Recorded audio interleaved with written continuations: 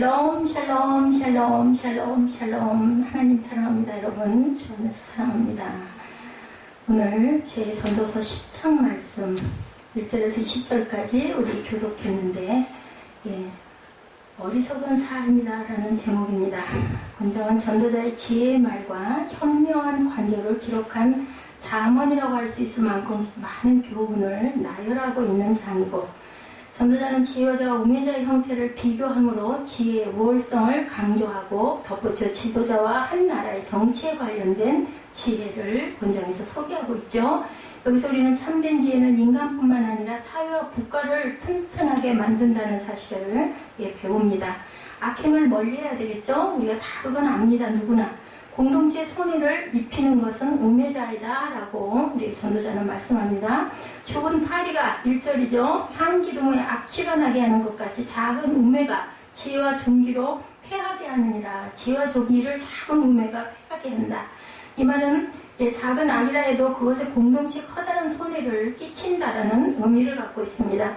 전도자는 지혜자의 마음은 오른편에 있고 우매자의 마음은 어디 있다 그래? 왼편에 있다. 지혜자와 우매자의 비교. 항상 보면 우편은 온전한 오른, 좌편은 좋지 않은 나쁜 것을 가리키죠. 불의를 가리킵니다. 우매자는 전인격이 어리석은 자를 가리키죠. 우매하다, 둔하다라는 얘기입니다. 사람들 앞에 자신을 뽐내며 자랑하는 실상은 자신의 우매함을 널리 광고하는 것밖에 되지 않는다. 그렇기 때문에 우리는 우리가 자신을 광고하고 드러내려고 하는 게 정말 어리석다라는 것을 알아야 되겠다. 악은 모양이라도 버려야 한다고 그러죠? 데살로니가전서 5장 22절에 저희들이 항상 많이 그것을 인용하는 구절이기도 합니다. 어떤 모양이라도, 악은 어떤 모양이라도 버려라 라고 하죠. 행함이 없는 믿음에 대해서도 야고보서 2장 26절에 내가 보거니와 믿음이 그의 행함과 함께 일하고 행함으로 믿음이 온전하게 되었느니라. 우리가 행한다라는 게 참 어려워요. 그죠? 나를 희생한다는 게 정말 어렵습니다. 그렇게 해야지 하고 마음을 먹지만 실제 해보면 굉장히 어렵다는 걸 압니다. 또한 자리를 떠나지 말아라. 그 자리를 지키라는 거죠. 전도자는 주권자가 분을 일으킬 때 자리를 떠나지 말라고 말씀합니다. 여기서 주권자는 선한 왕이 아니라 악한 왕을 가리키는 말이라는 걸 또한 우리가 알아야 되겠죠. 따라서 전도자는 마른 폭군에게서 올바르지 못한 대우를 받을지라도 주권자에게 대응하지 말아라. 우리가 올바른 대우를 못 받을지라도 억울하잖아요. 속상하잖아요. 화나잖아요. 그죠? 그렇지라도 대응을 하지 말고 자신의 위치를 지켜라. 억울한 일을 당해도 참고 인내하고 그 고통을 치료하시는 하나님의 은혜가 있다는 것을 알고 위로를 받아라. 그리스도인은 선으로 악을 이기도록 부름받은 자들이라는 것을 알아야 되겠다. 직무에 충실해라. 고린도전서 4장 2절이죠. 그리고 맡은 자들에게 구할 것은 충성이니라. 이 충성을 하기까지 얼마나 억울한 일이 많고 얼마나 정말 마음 아픈 일들이 많을까. 경고망동하지 말아라. 베드로전서 4장 11절에 만일 누가 말하려면 하나님의 말씀을 하는 것 같이 하고 누가 봉사하려면 하나님이 공급하신 힘으로. 맞습니다. 봉사는 하나님이 공급하신 힘이 없으면 우리가 오래 하지 못해요. 그죠? 범사에 예수 그리스도로 말미암아 하나님의 영광을 받으시게 하려 함이니 그에게 영광과 권능이 세세 묵은토록 있느니라. 우리가 봉사를 했을 때 기쁨과 감사로 감당하기 위해서는 하나님의 능력이 임해야지 그냥은 어렵다. 근데 그것이 영광과 권능이 세세 묵은토록 있다. 아무나 다 할 수 있는 일 같으면 이렇게 하나님께서 강조하시지 않을 것 같습니다. 예수 그리스도로 말미암아입니다. 항상 하나님이 영광을 받으시게 하려니 그에게 영광과 권능이 세세 묵은토록 있기 때문에 우리가 예수 그리스도를 통해서 하나님께 영광과 그 존귀를 올려드려야 된다. 우매자의 악한 통치에 대해서 또한 나타내고 있습니다. 우매자는 외적인 것을 치중해서 살기 때문에 내적인 것을 보시는 하나님과는 다른 삶을 살 수밖에 없다.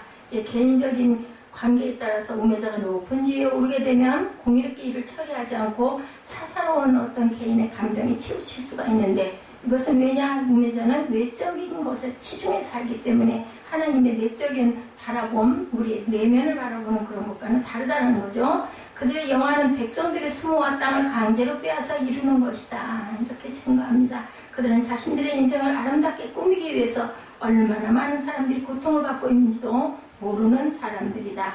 학대자의 손에 권세가 있다. 전도서 4장 1절이죠. 내가 다시 해 아래에서 행하는 모든 학대를 살펴보았도다. 보라, 학대받은 자들의 눈물이로다. 그들에게 위로자가 없도다 말씀합니다.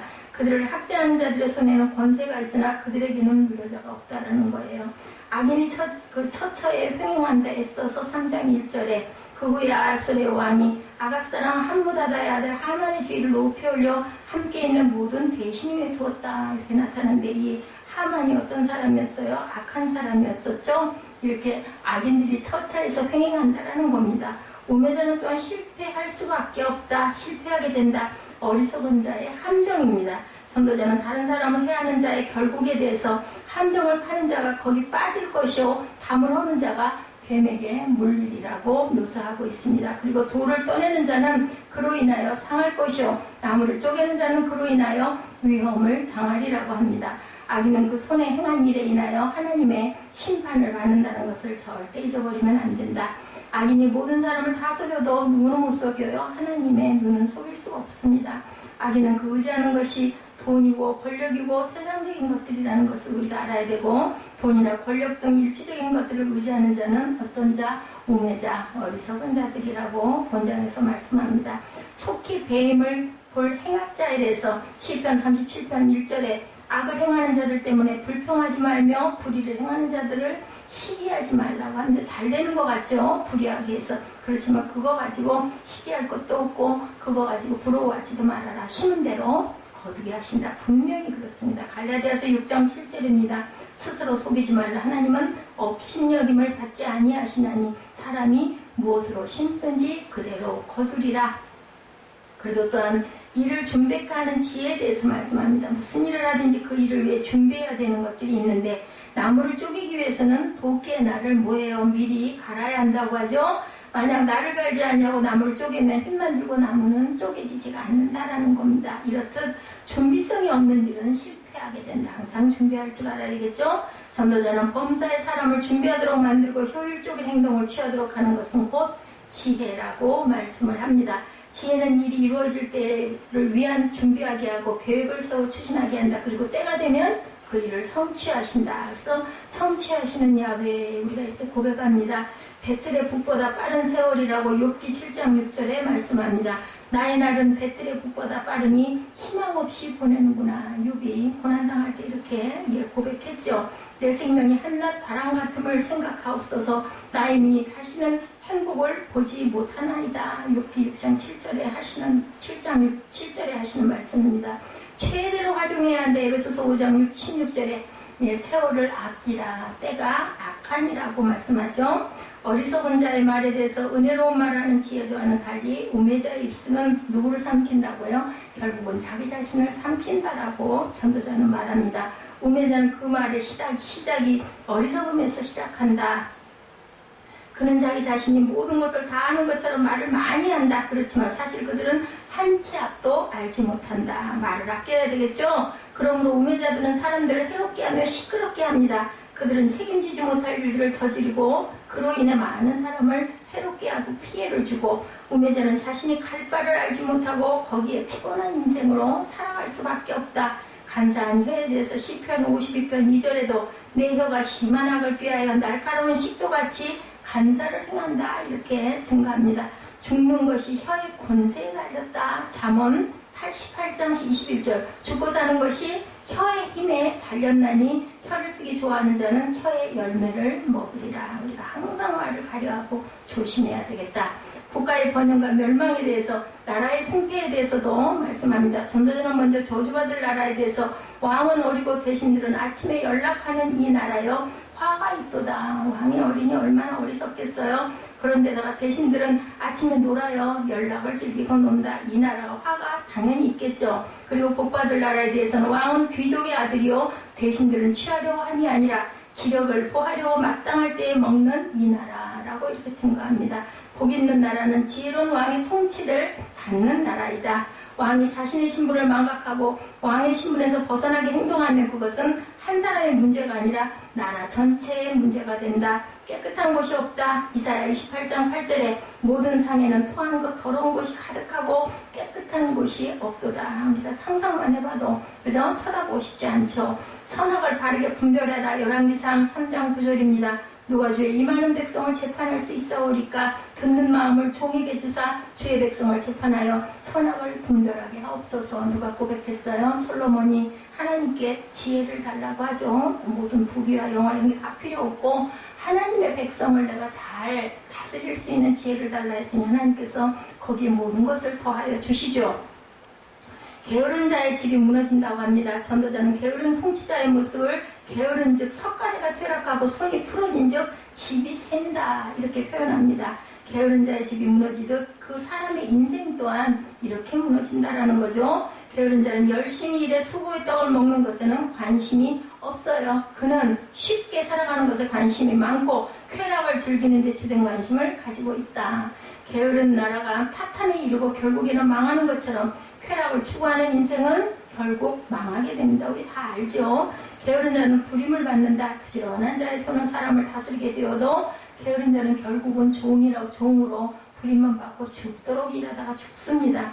가을에 밭 깔지 아니한다. 잠언 20장 4절에 게으른 자는 가을에 밭 깔지 아니하나니 그러므로 거둘 때는 구걸할지라도 얻지 못하리라 하고 이렇게 말씀합니다.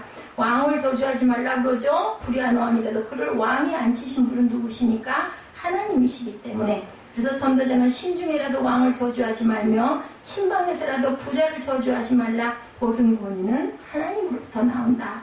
불의한 왕을 저주하며 통치자의 불행을 바라는 것은 악에서 비롯된다고 말씀합니다. 부자란 재물을 많이 가진 자가 아니라 권세와 신분이 높은 자나 고귀한 신분을 가진 자를 의미한다. 어떤 자요? 신분이 높은 자나 고귀한 신분을 가진 자, 귀하다라고 말씀합니다. 그러니 불의한 자가 아니겠죠. 여기서 부자는 부정적인 측면에서 불의한 자들입니다. 그들이 비록 불의한 통치자라 하더라도 그들을 절대로 저주하지 말아라. 왜냐하면 그들을 저주함으로 하나님께 죄를 지을 수가 있기 때문에 그 불의한 자 개인이 저주하다가 내가 죄받으면 얼마나 억울해요? 그러지 말라는 거죠. 권위를 업신여기지 말아라. 유다서 1장 8절입니다. 그러한데 꿈꾸는 이 사람들도 그와 같이 육체를 더럽히며 권위를 업신여기며 영광을 비방하도다. 선으로 악을 이겨라. 로마서 12장 21절입니다. 악에게 지지 말고 선으로 악을 이기라고. 우리는 우리 10장을 통해서 지혜가 얼마나 중요한 것인가를 지금 쭉 살펴봤습니다. 어려운 때를 살아갈수록 절실하게 요청되는 것은 지식이 아니라 지혜라는 걸 우리가 알아야 된다. 지혜란 어떤 환경이나 어떤 여건 가운데서 우리를 올바른 길로 인도하죠. 우리의 삶을 축복으로 이끌어준다는 사실을 명심해야 되겠다. 하나님은 우리 인간들에게 고통을 주기 위해서 당신의 형상을 따라 인간을 절대로 만들지 않았다라는 것. 예, 그렇죠. 그러므로 예수를 믿고 기쁘게 살고 복되게 살고, 예, 항상 감사하며 살면 기쁠 수밖에 없어요. 기쁨이 솟아나죠. 예, 그렇기 때문에 언제 어디서나 무엇을 하든지 항상 기쁨이 넘치는 삶을 살도록 아닐지라도 자꾸 방향을 그쪽으로 잡고 노력을 하고 한탄하고 판단하고 비판하고 그저 원망하고 불만 품어가지고 좋을 일 하나도 없다는 것. 좋은 걸 찾아보면 있더라고요. 그러니까 어려운 중에도 제가 오늘도 깨달은 거는 그래도 그 나쁜 것들이 그렇게 있다 하더라도 이런 그 검진을 받지 않고 그냥 있었으면 어떻게 됐을까라는 생각을 하니 하나님께서 얼마나 긍휼하셨으면 재단을 통해서라도 검사를 받을 수 있는 어떤 환경도 열어주시고 그리고 또 굉장히 우리 힘냈죠. 여러 가지 이거 맞아 이거 왜 이래 막 이렇게 하고 다른 데로 갈까 이리 갈까 저리 갈까 망설였지만 결국은 그 길이 옳다라고 말씀을 하시는구나 라는 것을 제가 깨닫고 감사했습니다. 그리고 또 조금 1시간이라도 이렇게 자고 일어나니까 이렇게 새 힘이 불끈 솟아서 눈앞이 맑게 보이게 해주시는 것도 하나님의 은혜다. 우리가 숨쉬고 먹고 자고 입고 사는 모든 게 하나님의 은혜 안에 있는데 우리가 너무 내가 정말 내가 다 할 수 있어 하는데 자신감이 너무 충만하다 보면 그런 걸 잊을 수가 있는데 약한데 강함을 하나님께서 항상 주신다는 게 감사합니다. 그러므로 이 생명의 고마운 내 삶의 기쁨을 어떻게 해요? 다른 사람들과 함께 나누고 가야 된다. 그래서 우리가 살리는 것이 그게 영이에요. 그렇기 때문에 정말 좋아하는 사람, 내가 도와서 내가 정말 고난스럽고 힘들어도 힘써가지고 살아난 걸 보면 우리 그 꽃, 제가 항상 얘기하지만 창가에 없던 그 꽃이 다 시들어 죽어가려고 하는 거 햇빛 아래 바람 아래 놨더니 저렇게 싱싱하게 살아나는 걸 보면 얼마나 감사한지 모릅니다. 그런데 하물며 하나님의 형상을 닮은 우리 사람이 사람을 도와서 살아날 수 있게 해준다면 그거 이것처럼 귀한 게 어디 있겠는가. 하나님이 분명히 축복하시고 영광으로 항상 함께 하실 걸 믿습니다. 그러므로 이 생명의 고마움, 내 삶의 기쁨을 다른 사람들과 이렇게 주고 나눌 줄 알아야 되는데, 그러면 내게는 그 축복이 배가가 된다는 거죠. 행복하고 감사한 마음으로 사람들을 만나고 변화시키고 그리고 전파해라. 예수를 전파하는 것도 전파하는 거지만 저는 생명을 전파한다. 제가 출애굽기가 끝났어요. 끝나면서 마지막 장에서 하나님의 영광의 그 걸음을 이렇게 쭉 보면서 생각하니까 출애굽이 엑사이트잖아요. 나가다인 거예요. 노예에서 해방시켜서 나가게 해주시고 광야에서 나가게 해주시고 가나안에 이르게 하신 그 모든 것들은 사망에서 생명으로, 그죠? 죽음에서 영원한 생명을 주시는 하나님의 은혜였구나라는 것을 깨달았습니다. 조금 길고 지루하기도 하고 여러 가지 모르는 어떤 뭐 규격과 치수나 이런 거 하나도 기억이 안 나지만 하나님께서 우리를 항상 엑사이트, 나가는 길, 어디로? 생명의 길로 인도하신다는 걸 깨달았습니다. 이러므로 그 생명의 고마움, 내 삶의 기쁨을 다른 한 사람께 이래서 나눠야 된다. 행복하고 감사한 마음으로 우리가 살아가야 되고, 하나님께서 우리 모두에게 주신 순간순간의 기쁨들을 감사로 하나님께 영광을 돌려야 된다. 생명과 삶과 가족과 교회와 국가와 믿음, 이것이 나에게 정말 귀중하고 소중한 선물이라는 걸 알아야 되고, 이 사실을 안다면 매일매일 내 삶을 최고의 날로 감격하며 살아갈 수가 있겠죠. 제가 이렇게 힘들어 보니까, 몸이 또 운동치가 못해서 아파 보니까 하루가 얼마나 귀하고 아침에 또 발딱 일어났을 때 얼마나 감사한지 몰라요. 1시간여 잠을 자고 일어나서 여기 정신이 바짝 날 때 또한 그 은혜가 또 얼마나 깊은지, 왜 거기까지 가야 저희들이 이렇게 깨달는데, 그렇지 못하고 내가 건강하고 씩씩할 때는 그런 마음이 전혀 안 든다는 게 문제죠. 하나님의 작은 은총이라도 놓치지 말고 사시는 저와 여러분 되시기 바랍니다. 그래서 내가 만나는 사람들에게 항상 미소를 짓는, 상대방이 나를 보면 웃을 수 있는 그런 저와 여러분들이 되시고, 나로 인하여 모두가 행복해지는 아름다운 삶을 살아내도록 우리가 항상 힘써야 되겠죠. 그런 의미에서 우리 믿음의 사람은 언제나 남을 축하하는 사람들이어야 한다. 예, 언제나 축하하는 삶을 살고, 그랬을 때 또 내게도 또 기쁨이 돌아온다라는 것. 축하에 인색한 사람은 절대로 그 마음에 기쁨이 일어날 수가 없습니다. 축하에 절대로 인색하지 말고 절대로 하나님의 주인공이 될 수 없다는 것. 축하에 인색한 사람들은 자꾸 큰일에 열심히 우리가 축하하고 아무 축하도 하지 않으면 받는 것도 없다는 것을 우리가 깨닫고 기억해야 합니다. 오늘 우리가 함께 읽은 전도서 10장에서 우리가 쭉 주석의 내용을 살펴봤지만 등장하는 말은 우매자예요. 우매자라는 말은 쉽게 말하면 어리석은 자라는 말이죠. 한마디로 말해서 10장은 어리석은 자의 어리석음의 본질이 무엇인가를 보여주는 내용입니다. 이 어리석음의 반대 개념은 뭐겠어요? 지혜이겠죠. 지혜. 우리는 전도서를 포함해서 욥기, 잠언, 아가서를 가리켜서 지혜 문학서라고 얘기를 해요. 한번 설명하고 넘어갈 사실이 있는 게, 앞에서 지적한 바가 있지만 성경이 말하는 지혜를 단순히 지적인 차원에서 개념으로 절대로 이해해서는 안 된다. 성경이 지혜라는 말을 쓸 때 그것은 깊고 높은 종교적인 의미를 내포하고 있습니다.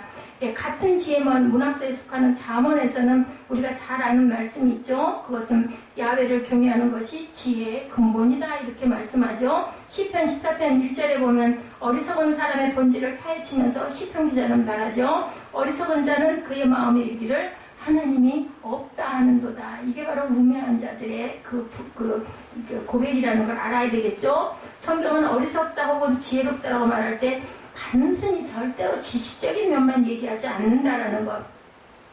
저 사람이 탁월하다거나 우둔하다는 뜻으로 지혜와 어리석음의 관계를 설명하고 있지 않은 것을 우리가 알아야 된다. 그보다 성경은 하나님과의 관계에서 지혜를 설명하고 있다는 사실을 절대로 잊지 말아야 되고, 세상에서 정말로 어리석은 사람은 어떤 사람? 하나님이 없다고 하는 무신론자들이다. 그 사람이 아무리 유명한 석학이라 할지라도 뭐 나는 나 자신밖에 믿는 게 없어, 하나님이 어딨어, 이렇게 없다라고 하는 사람은 그 사람은 우매한 사람이라는 거죠. 어리석은 자가 그의 마음에 하나님이 없다고 하니까.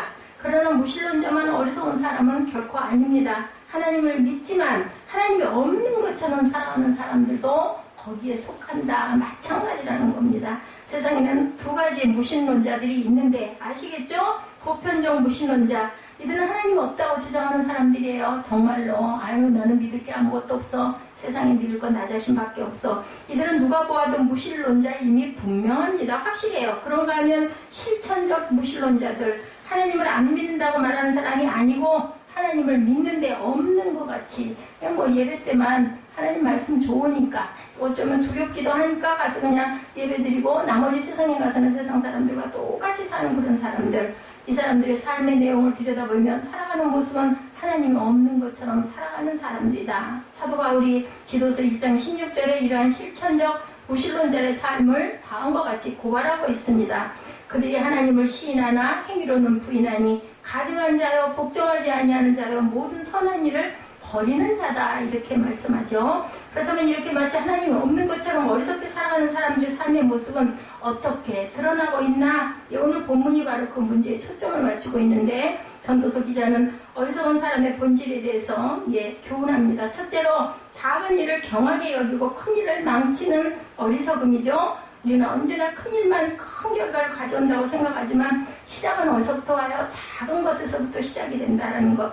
큰 일보다 작은 일에서 인생의 커다란 패배를 경험할 수 있기 때문에 항상 작은 일부터 시작이라는 걸 알아야 되겠다. 우리는 삶의 길에 작은 것 하나하나의 작은 오점이 지금까지 내가 쌓아올린 인생의 공든탑을 한순간에 무너뜨려야 하는 비극이 있다는 것을 절대로 잊지 말아야 되겠다. 그렇죠? 그 사람이 책임 있는 위치에 있을수록 그 사람은 작은 오점도 크게 지적이 돼요. 드러난 사람이기 때문에. 그렇죠? 그 사람을 통해서 나타내야 할 하나님의 영광이 자기 일들에서 가려지는 것을 우리가 종종 주변에서 목격하기도 합니다. 세상이 그리스도인을 비판하는 것에 대해서 부정적으로만 반응하지 말아야 되겠다. 왜 불신자들이 그리스도인으로 고발할까? 그것은 한마디로 그리스도인들에 대한 어떤 기대감이 있기 때문이라는 것도, 그죠? 우리가 그것을 배제할 수가 없습니다. 왜 저래? 예수 믿는다면서 이렇게 얘기하잖아요. 아우, 예수님은 그렇게 사랑의 하나님이시고 예수님이라며, 그 믿으면서 왜 행동은 저렇게, 이렇게 얘기하는 거죠. 기대가 없다면 절대로 그런 말 하지 않겠죠? 우리가 그와 같은 높은 도덕적 수준의 삶을 살아주기를 기대하는 세상이 우리에게 실망했을 때 그들은 우리를 향해서 그런 말을 하고 돌을 던진다라는 것. 그러므로 그리스도인들은 행동 하나하나 사소한 일에까지 그리스도의 빛을 드러내는 신중한 삶을 살고 그런 것이 또한 확인되어져야 되겠다. 우리가 스테고바라고 얘기하잖아요. 예수의 작은 예수라고 합니다. 본문 1절의 말씀, 죽은 파리들이 향기름을 압취간하게 만드는 것 같이 적은 우매가 지혜와 종기를 난처하게 만든다. 적은 우매라고 얘기하죠. 적은 어리석음. 하나의 작은 실수가 지혜와 종기를 난처가, 아이고 이걸 어떻게 할 거야, 이거 잘못해버렸네. 우리 그림 그리다가 작은 그 점 하나가 잘못 떨어지면 어떻게 해요? 다 망쳐지잖아요. 도대체 이걸 어떻게 지워야 돼? 이 고민 똑같죠. 이 지혜문학서는 하나의 일관된 본문이 없다라는 걸 우리가 알고 가야 됩니다. 출애굽기 설교할 때 어떻게 돼요? 이야기로 되어 있기 때문에 단락이 있어요. 그죠? 어디서 어디로 쭉 얘기가 진행돼 갑니다. 출애굽하는 과정이 쭉 나타나죠. 그런데 그 내용이 시작되는 부분이 있고 끝나는 부분이 있는데, 잠언이나 전도서를 보면 연결되는 하나의 문장이라고 하기보다는 하나하나의 교훈들을 모아놓은 교훈서라는 것을 우리가 알 수가 있습니다. 그래서 이 이야기의 연결을 시도하는 것은 무리고, 본문 10장 1절이야 말씀을 계속해서 읽다 보면 10장 전체가 강조하고자 하는 핵심적인 내용이 나타나 있다. 그것은 무엇이 어리석은 삶인가, 이 부분이에요. 1절에서는 작은 것을 경하게 여겨 작은 실수를 통해서 지금까지 쌓아올린 내 지혜와 명예의 탑을 무너뜨리는 어리석음에 대해서 지적하고 있고, 작은 것을 그렇기 때문에 우리는 절대로 가볍게 여기지 말라고 말씀을 하죠. 작은 일을 소중히 여기고 충성되게 감동할 수 있는 사람만이 큰 일도 감당할 수가 있다. 그래서 작은 것부터 시작이 되죠. 뭐를 쌓든 뭐부터 해요? 기초부터 놓죠. 근데 그 기초가 정말 튼튼해야 한다. 집 지을 때도 마찬가지죠. 둘째로 그릇된 선택의 어리석음에 대해서 2절이 나타납니다. 지혜자의 마음은 오른쪽에 있고 우매자의 마음은 왼쪽에 있느니라. 아까 말씀드린 대로 우편이라는 것은 온전한 것, 좌편이라는 것은 온전치 못한 것에 대한 것이죠. 그런데 보면은 우리 출애굽기에서 왼손잡이 그 에봇이라는 사람의 얘기가 나와 있어요. 그죠? 하나님께서 어느 날 700여 명의 왼손잡이들을 사용하시는 경우들 또한 볼 수가 있습니다. 이들은 왼손잡이기 때문에 쓰임을 받은 게 아니라 이들의 삶에는 비밀이 있다는 것을 우리가 알아야 된다. 왼손잡이 자체는 성경에서 좋은 의미로 사용되지 않았어요. 그러나 그들은 왼손잡이임에도 불구하고 오른손의 영광을 가지고 있었다는 거예요. 그들은 오른손은 누구의 손이었을까요? 하나님의 손을 붙들고 있었어요. 하나님을 알아서 딱 그거 한 가지예요. 제가 세상에 내놓을 게 아무것도 없는데 어렸을 때 딱 하나 하나님의 성전을 좋아했던 거, 그리고 열심히 가서 닦았던 거, 그것은 하나님을 기억하셨다는 거. 정말 다른 거는 별 볼 일이 없는데, 정말 부모에 살아있을 의미가 아무것도 없는데 하나님 하나 바라본 거. 이것처럼 이 왼손잡이들은 바로 왼손잡이임에도 불구하고 오른손에 하나님이 계셨다는 거죠. 하나님께서 당신의 오른손으로 그들을 붙드셨기 때문에 인간적인 결함에도 불구하고 그들은 귀하게 쓰일 수가 있었다는 교훈을 말해주고 있다. 우리 모두가 하나님의 오른손에 붙들려서 귀하게 쓰임받기를 주님의 이름으로 축복합니다. 왼편과 오른편에 관해서 성경의 몇 구절을 봅니다. 창세기 13장 9절에 내 앞에 온 땅에 있지 아니하냐? 나를 떠나가라. 내가 좌하면 내가 우하고 내가 우하면 나는 좌하리라. 누구예요? 예, 그 소돔성 고모라 얘기죠. 롯과 아브라함의 얘기입니다. 그랬을 때 아브라함이 조카에게 다 양보해줘서 좋은 땅, 아유 저는 샘날 것 같아요.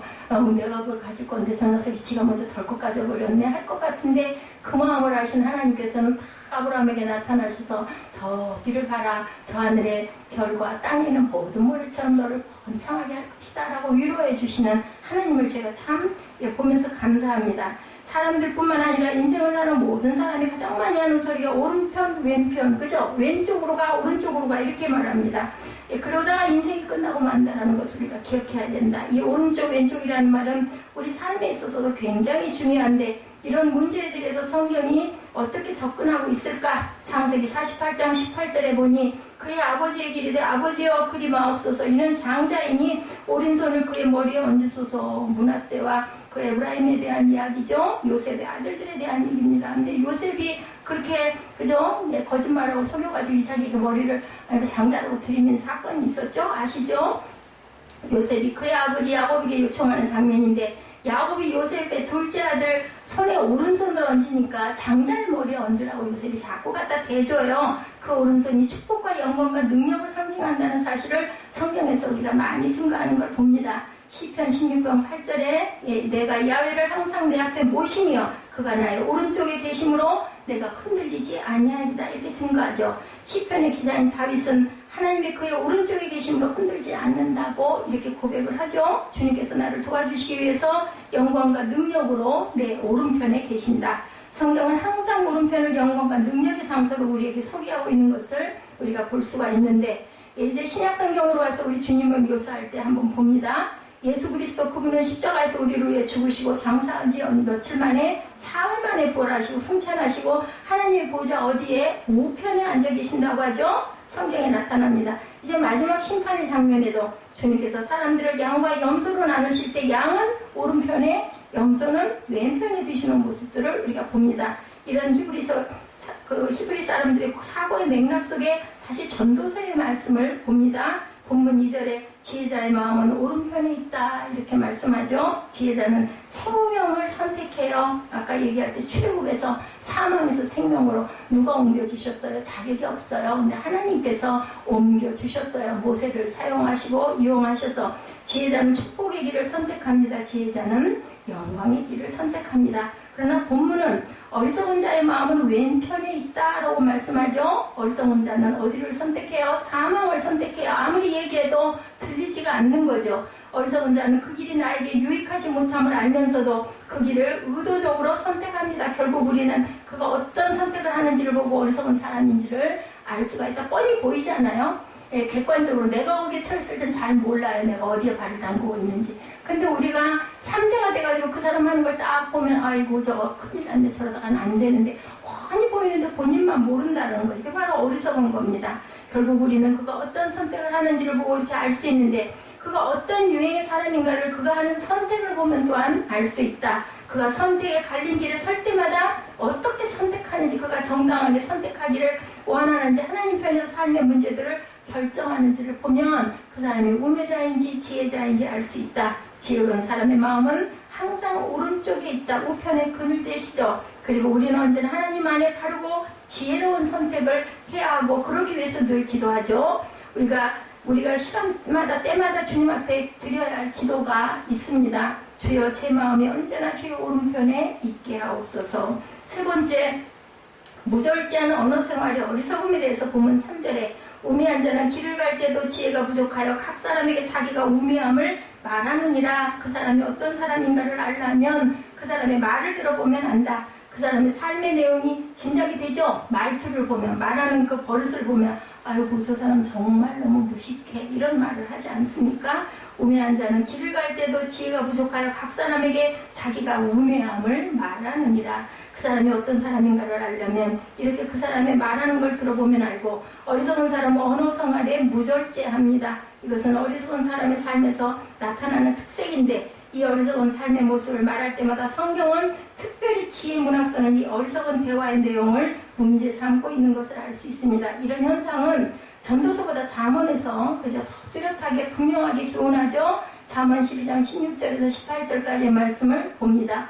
미련한 자는 당장 분노를 나타내거니와 슬기로운 자는 수욕을 참느니라. 진리를 말하는 자는 의를 나타내어도 거짓 증인은 속이는 말을 하느니라. 칼로 찌른같이 함부로 말하는 자가 있거니와 지혜로운 자의 혀는 양약과 같으니라고 증거합니다. 언어의 생활에 초점을 맞추어 지혜로운 사람과 어리석은 사람을 뚜렷하게 구별하죠. 계속해서 잠언 15장 1, 2절에 보면 유순한 대답은 분노를 쉬게 하여도 과격한 말을 노를 격동하니라. 지혜 있는 자의 혀는 지식을 선히 베풀고 미련한 자의 입은 미련한 것을 쏟는다라고 증거하죠. 가만히 있으면 중간이 나가지 이런 얘기 많이 하잖아요. 그런 것처럼 우리가 미련한 자는 이 미련한 것을 쏟는다. 쏟지 않고는 견디지를 못한다는 거예요. 그래서 동물처럼 있는 대로 막 뱉어내죠. 그리고는 고통을 당하고 고난을 당합니다. 잠언 18장 2절에 미련한 자는 명철을 기뻐하지 아니하고 자기의 의사를 드러내기만 기뻐한다. 나 잘났다라고 하는 게 바로 미련한 자라는 것.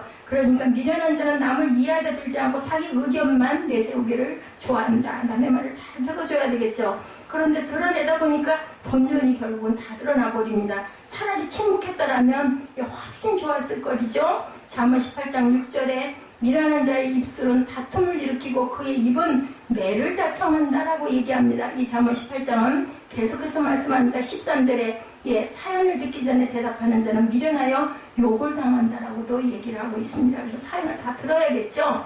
어리석은 사람으로 무시당하는 것, 이것은 결국은 누가 내 입술에 고백들이 그렇게 된다는 것, 나를 드러내려고 하는 것처럼 어리석은 것이 없다라는 것. 어린애들이 그러죠. 나만 봐줘, 뭐 남의 얘기 안 들어요. 막 지가 원하는 것만 얘기하는 이런 어린아이와 같은 삶이라는 걸 우리가 알아야 되겠다. 우리는 남의 이야기가 끝나기를 기다리지 못하고 조급해하는 것을 조금 생각해 봐야 되겠죠. 남의 이야기를 끝까지 들어주면 참음으로 좋을 텐데 중간에 가로채서 못 견뎌요. 요즘에 정말 그런 게 많죠. 죄송합니다만 말씀 중에 죄송한데요. 이렇게 얘기를 많이 들어옵니다. 그나마 그건 조금 예의를 갖추는 거죠. 아직 이야기가 안 끝났어요 라고 말하는 바람에 무안을 당하는 경험들이 많습니다. 그래서 우리가 조심해야 되겠다. 잠언 기자는 이렇게 계속 이야기를 하다 21절 이하에 결정적으로 이런 교훈의 이야기를 합니다. 잠언 18장 얘기입니다. 죽고 사는 것이 혀의 힘이 달렸나니 혀를 쓰기 좋아하는 자는 혀의 열매를 먹으리라고 또 말씀합니다. 언어 생활을 보고 그 인격이 판가름되고 문자 그대로 살고 죽는 일에 언어의 생활에 달렸다. 그래서 얘기하죠. 혀에 그 말한 대로 되니까 말 조심해 이런 얘기를 많이 합니다. 그래서 믿지 않는 사람들도 그런 얘기는 많이 하죠. 부정적인 얘기 너무 많이 하면 제발 좀 그러지 마라. 말이 씨가 돼. 그런 얘기 많이 듣죠. 그래서 문자 그대로 살고 죽는 것이 언어의 생활에 달렸다. 지혜문학사는 특별히 우리 언어의 생활에 대해서 많은 관심을 보이고 주목하게 합니다. 잠언 20장 5절에 듣는 일의 중요성에 대해서도 강조하죠. 사람의 마음에 있는 모략은 깊은 물 같으니라. 그럴지라도 명철한 사람은 그것을 길어낸다라고 얘기를 해요. 그 깊은 물을 길어낼 줄 안다. 명철한 사람은 사람의 마음속에 있는 깊은 생각은 마치 물과도 같다. 그래서 뭐라 그래요? 10길 물속은 알아도 한 길 사람 속은 모른다 그러죠. 근데 한 사람의 마음속에 있는 생각도 읽어낼 줄 아는 사람이 많이 들어줘야 되겠죠. 저 사람 지금 뭘 생각하고 있을까? 그 사람과 대화를 하다 보면 그 깊은 곳에 담겨있는 소리를 우리가 듣게 된다는 겁니다. 우리가 얼마만큼 진지하게 주변 사람의 마음속에서 나오는 대화를 함께 나누고 있는지, 귀를 기울여 봤는지 생각해 봐야겠습니다. 예, 유명한 철학자 제노는 이렇게 얘기합니다. 하나님께서 우리들에게 2개의 귀를 허락하셨는데 입술은 하나밖에 주지 않았다. 많이 듣고 말은 조금만 하라는 거죠. 이런 생각, 우리는 듣기보다는 말하기를 얼마나 좋아하나. 내주장하기를 굉장히 좋아하죠. 심리학자들은 대화의 기술을 이야기하면서 제3의 귀를 가져야 한다 이렇게 강조해요. 귀는 2개밖에 없죠. 그러나 또 하나의 귀가 필요하다는 겁니다. 나와 대화를 하고 있는 상대방이 입으로는 말하지 않았지만 마음속에 있는 분노, 불안, 삶에 대한 짜증, 불만 이런 숨겨진 이야기를 듣기 위해서 제3의 귀를 가지고 있어야 된다. 그래서 우리의 대화의 삶을 풍요하게 만들 수 있다. 그러나 어리석은 사람은 이걸 이해하지 못한다는 거예요. 계속해서 쉴 새 없이 자기 얘기만 쏟아냅니다. 자기의 무지를 드러낸다는 것을 본인은 모르는 거죠. 우리는 그 사람이 언어 생활의 태도와 자세에서 그 사람이 지혜로움을 짐작할 수가 있다. 다시 본문으로 들어와서 전도서 10장 12절의 말씀입니다. 12절 이하의 말씀은 11절까지 내용에 대한 보충 설명인데 12절을 보면 지혜자의 입의 말들은 은혜로우나 우매자의 입술은 자기를 삼킨다라고 증거하죠. 이런 구약의 교훈을 취해서 신약의 기자가 그리스도인의 언어 생활에 대해서 골로새서 4장 6절에 너의 말을 항상 은혜 가운데서 소금으로 맛을 냄과 같이 하라. 그리하면 각 사람에게 마땅히 대답할 것을 알리라라고 이렇게 사도 바울은 말합니다. 소금을 뿌린 음식이 부패하지는 않죠. 우리는 얼마나 부패하지 않은 건전한 언어 생활을 유지하고 있나. 아니 언어 생활을 통해서 마음속에 있는 부패를 이웃에게 얼마나 쏟아내고 있나. 우리말을 통해서 이웃에게 얼마나 많은 상처는 주고 있지 않나 생각해 봐야 합니다. 사실 인간이 기쁘고 즐겁게 살고 불행하게 살고 행복하게 사는 삶의 깊이를 자세히 보면 가난의 문제가 아니에요. 말을 잘못하고 당하는 고난, 말을 잘못 들어서 오는 고난, 그래서 언어의 고통으로 주는 문제가 먹는 문제보다 강할 때가 너무 많다. 그러므로 우리는 우리의 언어를 살펴볼 줄 알아야 되겠습니다. 오늘의 내 언어가 미래를 선언하고 있는가? 아니면 내 언어가 단정적으로 현재를 파괴하고 있는 것인가 생각해 보십시다. 몸을 아름답게 만들기 위해서 애쓰는 것처럼 내 언어를 아름답게 만드는 일에 시간과 노력을 기울이시는 저와 여러분 되시기 바랍니다. 우리는 우리의 언어를 통해서 우리의 인격을 증명하고 있다는 것. 그러므로 지혜자는 침묵을 배워야 된다는 겁니다. 그는 꼭 필요한 것을 말할 줄 아는 지혜를 배워야 된다. 그러나 어리석은 자는 쏟아낸다. 이가 여기 무절제한 언어 생활에서 우리는 어리석은 자의 특성을 발견하는데 감정에 따라 자기의 자리로 옮기는 어리석음에 대해서 본문 4절에 말씀합니다. 주권자가 내게 분을 일으키거든 너는 내 자리를 떠나지 말라. 공손함이 큰 허물을 용서받게 하느니라. 공손할 줄 알아야 되겠다. 전도서 기자는 어리석은 사람의 또 하나의 삶의 특성을 이렇게 지적하죠. 감정의 격분 때문에 자기 감정을 조절하지 못하고 삶의 자리를 옮기는 어리석음. 제가 아직 부족합니다. 모여가지고 싫으면 팩 하고 돌아서 팍 가버리고 이런 거 정말 안 좋은데 아직도 가끔 그런 것들이 드러날 때가 많습니다. 그것은 감정의 격분 때문에 자기의 감정을 조절하지 못한다는 것. 삶의 자리에서 그래가지고는 온전해질 수가 없죠. 지혜로운 사람은 자기의 감정이 진정될 때를 기다리면서 주님께서 그 순간에 어떻게 인도해 주실지를 우리가 마음으로 묵상할 줄 알아야 된다. 그러나 이 교훈을 배우지 못한 어리석은 사람들은 감정의 격분을 극복하지 못하고 쉽게 자리를 떠나고 옮겨버린다. 그것이 내 잘못이 아닌데도 불구하고 상대방이 화를 낸다고 할지라도 우리는 참아야 된다는 거죠. 인내하면서 그 자리에 머물러 서고 순간적인 행동으로 인한 잘못과 어리석음으로 성경은 흥미있게 설명합니다. 같은 맥락이 잠언 16장 14절의 말씀 그리고 본문과 함께 비교해 봅니다. 상대방이 내게 분노하고 있을 때 나는 어떻게 할 수 있겠나? 왕의 진노는 죽음의 사자들과 같아도 지혜로운 사람은 그것을 쉬게 한다라고 잠언 16장 14절에서 말씀합니다. 지금 내 앞에서 왕이 죽음의 사자처럼 길길이 날뛰고 있어요. 그런데 성경은 지혜로운 사람은 상대방의 분노를 쉬게 한다라고 얘기하죠. 내 앞에서 분노한 사자처럼 날뛰고 있는 사람들에게 평안과 안식을 줄 수 있는 그리스도인의 삶의 모습이 저와 여러분 마음속에 지녀지고 있는지, 그 사람을 만나면 괜히 평안해지는 사람 정말 부럽죠. 그런 사람들 옆에는 사람들이 많이 주변에 있습니다. 감정의 격분 때문에 쉽게 결정하는 것, 어리석음을 본문은 지적하죠. 남을 모략하고 중상하는 어리석음에 대해서도 말씀합니다. 남을 모략하고 남을 중성하는 일은 어떠한 어리석일까? 그들은 왜 지롭지 못하고 어리석다고 할까? 어리석은 자들은 결국 스스로를 파멸로 재촉하고 있기 때문이다. 본문 8, 9절입니다. 함정을 파는 자는 거기에 빠질 것이요 담을 허는 자는 뱀에게 물리리라. 돌들을 떠내는 자는 그로 말미암아 상할 것이요 나무를 쪼개는 자는 그로 말미암아 위험을 당하리라. 남을 모함할 때 우리는 자기 함정을 자기 스스로 하고 있다는 사실을 절대로 잊지 말아야 되겠다. 담을 헌다, 돌을 떠낸다, 나무를 쪼갠다라는 말들이 본문에 나오죠.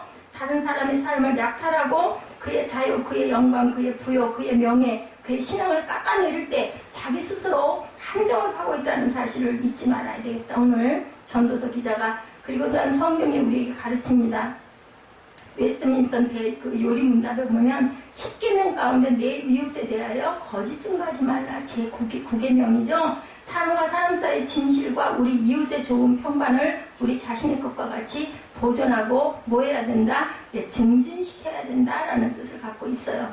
우리는 이웃들의 좋은 평판을 사랑하고 소원하고 기뻐해야 됩니다. 뿐만 아니라 이웃들의 연약함을 슬퍼하고 덜어줄 수 있어야 된다. 그래서 고자질하는 자와 아첨하는 자와 중상하는 자들을 낭망시켜야 하는 것이 믿음의 사람들이 취해야 할 마땅한 행동이다.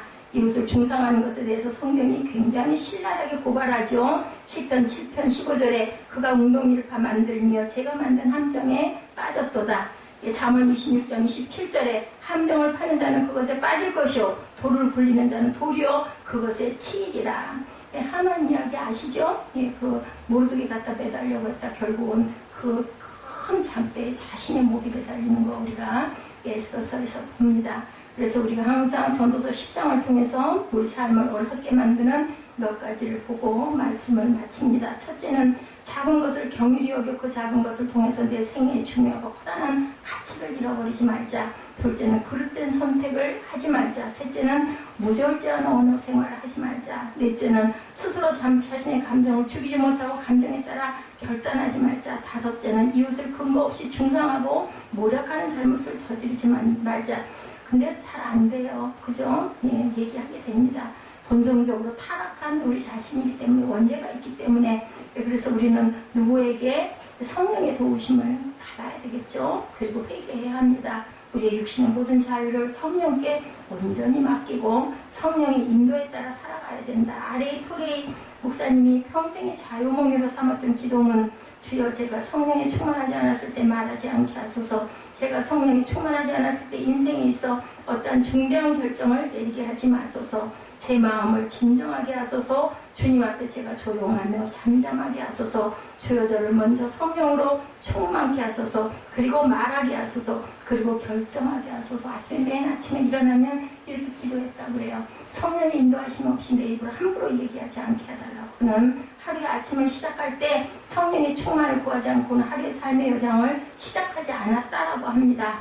성령의 인도하심을 따라 살아가는 저와 여러분 되시고 육체의 욕망에 끌려다니는 어리석은 자의 삶을 따라가지 않게 하여 주옵시고 무엇보다도 참으로 하나님을 신뢰하고 나갈 때 성령께서 저와 여러분과 함께 동행하신다라는 것, 성령의 인도보다 좋은 곳은 없다는 것을 주님 앞에 고백하시는 저와 여러분의 오늘 이 시간 되시기를 주님의 이름으로 축복합니다. 기도하시겠습니다.